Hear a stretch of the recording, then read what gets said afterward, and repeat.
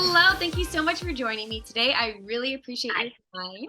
Thank you so much. I just No wanted to ask problem. you a few questions, okay? Okay.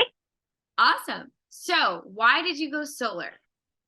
It was all about saving money. We, at this point, with our current electrical company, you never knew when, it was going to be $400 in your bill or $100 in your bill, and you couldn't predict it.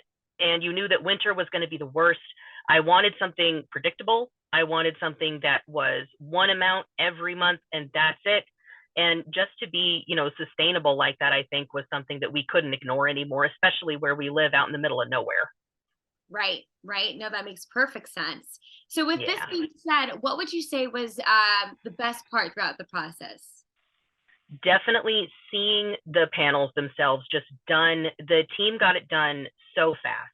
I mean, it was like they were just there every day, busting their butts, and they had it done in no time. I thought it was going to be forever. And it was just, like in a 1 week's time, the main system was up. And I remember walking over to our West Field where they put it and just thinking, how did they do this? And so that was definitely my favorite part, was going out there and just seeing it done and thinking, my God, we finally did it.